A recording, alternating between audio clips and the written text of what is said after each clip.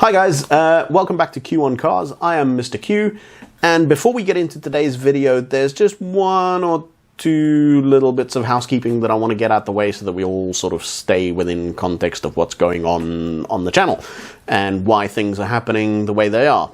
So firstly, I want to mention that the video you're about to see was actually shot back in March of this year, which means that it was actually shot before the release of the introduction video, which was about a month ago now, I guess. So because of the steep learning curve that video has, I've learned quite a lot just from doing that introduction video, from writing the script on it, shooting that video, editing it. I've learned a lot about lighting, about framing, about, all kinds of stuff. The video editing, of course, is completely new to me, so I'm learning a lot doing that. But essentially what it means is that the video you're about to see was shot before I learned all of this stuff. So technically I could have made it better if I shot it now, but unfortunately I don't have that car anymore. So it's a car that was from my dealership, and that car has sold, which is why I can release this now. But yeah, I just wanted to mention that because I didn't want to throw away the footage just because I know that I can do it better now. And I don't want to release it so that, and everyone thinks I ignored their comments from the last video because it's not quite up to scratch in terms of the quality that the video and the audio and everything should be having. But speaking of the last video, I wanted to thank you guys for all the comments and compliments I got from the last video. I was like completely blown away. I didn't realize that there would be that many people who took that much interest in it, that they would actually bother to take the time to make comments and get in touch with me via WhatsApp and email and whatever. I mean, I've just been blown away with the amount of activity and people getting in contact with me. It's been pretty cool to see. The only thing that I am going to ask you guys is that if you do want to make comments on the videos or the cars or my crappy editing skills, trust me, I'm happy to take as much public criticism as you can throw at me, which is a dangerous thing to say on the internet, but comment below. Please do it on the channel publicly, because the way that the YouTube algorithm works, the more activity I have on the channel itself, the better YouTube will place my channel on the algorithm, and the more likely it is to show up on people's homepages, which is apparently where most people view stuff from. No one searches for stuff on YouTube anymore, apparently. They all get pulled off the homepage where you land. So yeah, please comment, like, subscribe, do stuff at the bottom here, not on other platforms, because then YouTube will help me grow my channel by helping the algorithm see it better. So the second thing is that I need to apologize for the massive gap in my release schedule. My original aim after releasing the introduction video, which, like I said, was about a month ago now, my original aim was to release a video every week, and do at least one video a week, at the very least one every 2 weeks. And unfortunately, that hasn't quite gone to plan. I don't know if you can hear the wind noise and stormy weather outside on the microphone, but we've had a pretty bad stretch of weather in Cape Town, and I haven't been able to go out and shoot anything for the last couple of weeks. I've got a couple of people, like Guy, if you're watching, I'm desperate to shoot with your car. I absolutely love that car. Richard, Jonathan, both have offered cars to test back to back. If you guys are watching, I'm still desperate to come and do that with you guys. I think it would be a really fun thing to do, to compare the two different gearbox options on a certain German sports car that shall remain nameless for now. you can probably guess. So yeah, I'm still desperate to do all of those things. I just have to find gap in weather that fits in with gap in my schedule and obviously your schedules, so that we can get the cars out and do a shoot with them. I think it'll be really good fun. But yeah, between the crappy weather, the fact that I've shot videos with cars that haven't sold yet and they're from my dealership, so I can't release the video yet, and the fact that I have this dealership, which I keep mentioning, which is Curated Cars, which is currently about that big, and it needs to be about this big to pay my bills. So I need to get from this to that. So I've been working pretty hard at doing that. I've just been busy, and this is far more time consuming than even I realized. I mean, I knew this was going to be time consuming, but this is crazy. So yeah. I'm working very hard to make this process more efficient so that I can release videos more frequently and more often. But in the meantime, I'm hoping that you guys will just bear with me a little bit, have a little bit of patience, and in the meantime, enjoy the videos as and when they do come out. So that's just about enough of me droning on and talking crap. So here's some footage of an actual car.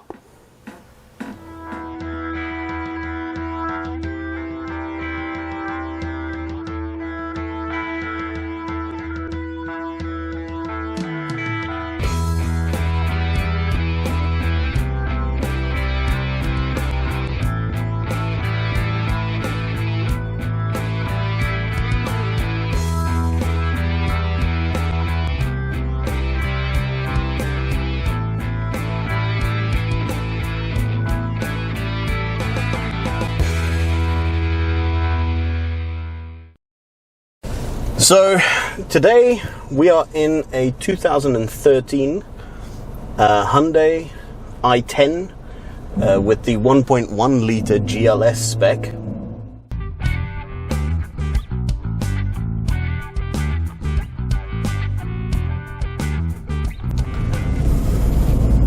So to start with, there are three things about this car that really surprised me. The first thing is, if you look back at the early Hyundais that came out when Hyundai first came to South Africa, their cars were pretty terrible.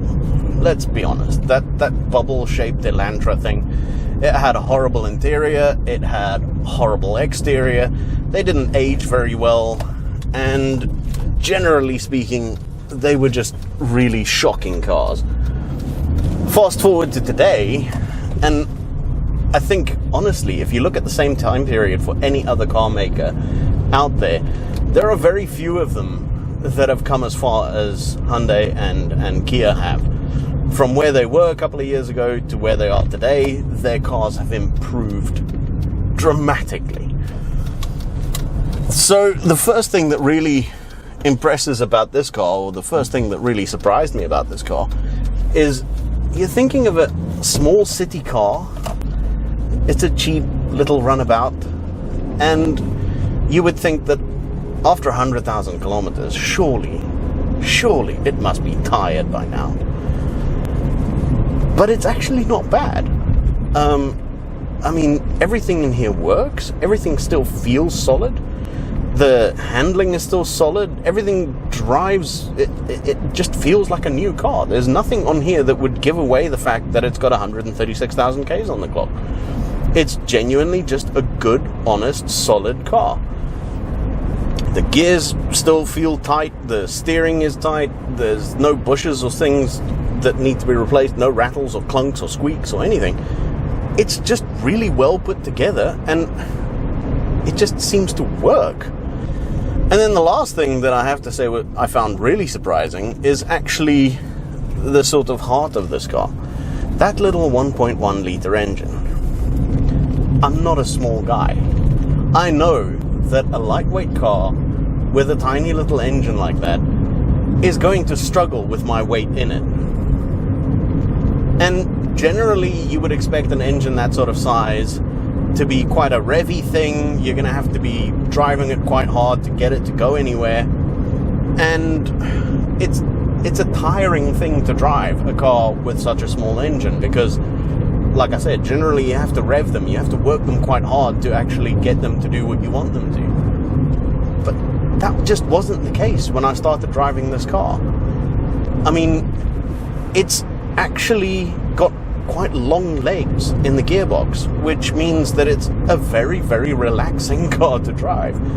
And the engine's got enough guts low down that you don't have to rev the nuts off it to change gear at 2,500, 3,000 RPM every time. And it'll do a reasonable lick of speed without really trying too hard. It's a very surprising but likable quality of this car. In terms of handling, well, it's not the most exciting thing I've ever driven, I'm not gonna lie. But that's not what it was built for. I mean, it's a little city car. It's not supposed to be tearing up mountain passes and doing crazy things. But it is quite capable. And surprisingly spacious. I mean, this is a tiny little thing from the outside, but I've got plenty of elbow room, I've got plenty of leg room here, and there's even enough leg room in the back that I can sit behind myself. If I have my seat in the driver's position, as it is now, I can quite easily sit in the back and still have enough room to move about and be quite comfortable there. So, a very surprising little package, you know, for something that was designed to be driven primarily in the city. I can see myself driving this as a daily. There's nothing wrong with it in terms of what you can do with it on a daily basis. So the not so good stuff. Steering is a little bit lighter than I'm used to, or lighter than I'd like. But for what it is, it kind of suits the car. You don't want your city car to have big, heavy steering on it. It needs to be light. Clutch is also very light, as is the gear shift. Everything is just, you know, one finger can do it all. The other thing that's perhaps not so nice is the amount of grey and black plastic that's in this interior. But again, that's sort of par for the course. You don't expect anything else in this sort of segment. Everything's going to be grey and black plastic. At least the grey and black plastic that we have, it is pretty solid. There's no rattles or creaks and stuff. It's very nicely put together. There are no big panel gaps or stuff like that in the dashboard. It's just a nice place to be. Oh man, motoring cliche. Nice place to be. Anyway, the controls are nice and neatly laid out. You can find everything that you need to find on the stereo and on the air conditioning system and whatever. The aircon on this car is brilliant, by the way. It cools it down really nicely. It's a really hot day out there. The other thing that is quite noticeable, and you're probably hearing it, is that there's quite a lot of road noise that comes into the cabin as you're driving along. We're doing 80 kilometers an hour now, and you can hear that the tires are droning quite badly. Now, whether that is the fact that this car isn't really designed for long distance highway speed driving, or perhaps this car specifically is just fitted with really bad tires that drone, I don't know, but it is noticeable. And you know, if you're used to something that's a lot quieter than this, or a bit more refined than this, that might bother you. But at least the suspension is really nicely damped, you know. It's a comfortable ride, even on this fairly bumpy road. It's not the greatest road in the world, but I'm fairly comfortable. I'm cruising along, and I'm not actually, you know, too fussed about it. It's quite nice. The other thing where this car suffers a little bit is because it's a small engine, even though it is quite relaxed, it doesn't have the torque to pull me up big hills like this. So when we're going uphill, you do have to rev it a bit. But I mean, there we are, 4.5, changing into third, and it gets up the hill at 60 k's an hour with the air conditioning going. So it really does do everything that you want it to. There's no reason to ask for more. It's a classic case of, you know, the old cliche where you basically say this is all the car you could ever need. No one needs any more car than this. Obviously there are lots of things that you could want, nice to haves, But I mean, you don't need anything more than this. I've got electric windows on all 4 doors. I've got air conditioning that freezes me if I turn it up all the way. I've got enough power to get me where I actually need to be at a fairly reasonable pace. In relative comfort, boot space is not fantastic, but there is enough space for a weekly shop, for example. There's enough room for a couple of fairly decent sized overnight bags for a couple of people.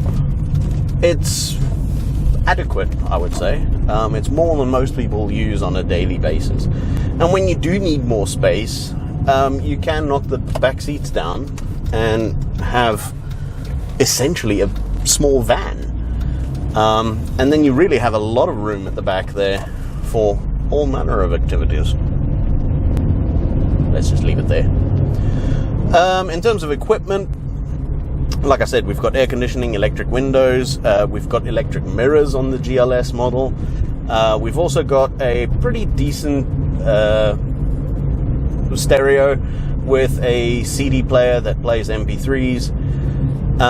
It's also got Bluetooth connectivity as standard, so you can hook up your phone to it and route all of your telephone calls through it, as well as stream music from your phone if you wanted to. It's a fairly easy to use system. It's not difficult to get your phone to pair with it or pick it up or anything. It's not a bad system. Hey, there's lots of handy storage spaces everywhere. We've got a couple of cup holders down here and a little storage bin.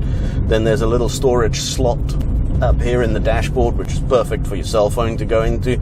Obviously, you've got the glove box and then a fairly decent sized door pocket on each side.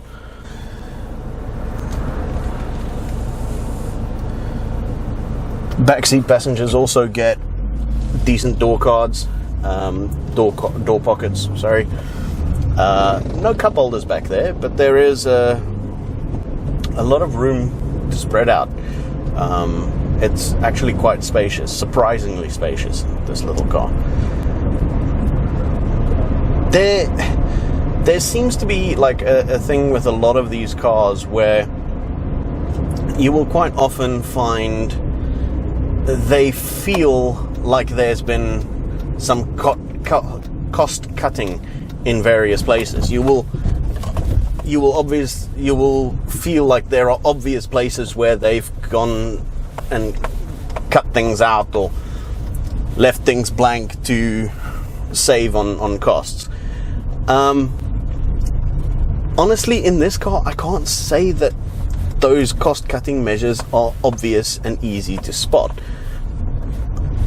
I haven't really noticed anything that I can say, yes, I can see they've done this or they've done that in order to save money.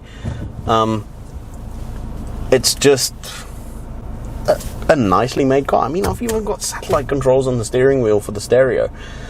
It's quite a surprising little car. I really wanted to hate this thing, but I don't. It's even fairly attractive looking from the outside. There's nothing on the exterior that I can say that really makes me look at it and go, ugh. I mean, there's just I'm looking for things that I hate about it, and I can't find anything. The visibility is good. The handling is pretty good. The road holding is good. The brakes are good. They even feel good. The brake pedal actually feels really good. It's a nice solid pedal that gives you lots of feedback and confidence. But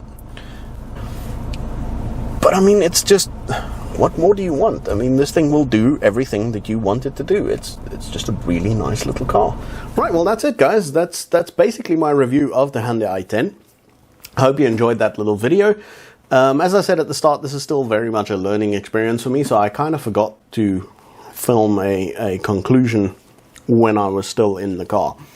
But yeah, that little i10 was very, very surprising. I wanted to hate it, but I ended up walking away from it thinking that this is actually, for the money, it's a really great little runaround. The only thing that spoiled it is the fact that after I sold the i10, I actually bought an i20. And the price difference between the two cars was not massive. But the amount of car you get for your money is a hell of a lot more with the i20. I mean, the i20 is a lot more car. It's bigger inside, it's got a bigger engine, it doesn't use much more petrol, but it's a hell of a lot more refined. It's a lot quieter inside, especially at highway speeds. And the boot on the i20 is probably about 3 times the size of the i10s. So, honestly, if I had to make a conclusion and say, if you're looking for a small Hyundai and you're looking at the i10, buy an i20. So that's it from me for today. I hope you guys enjoyed it, and please like, comment and subscribe below. We'll see you again in the next video. Cheers.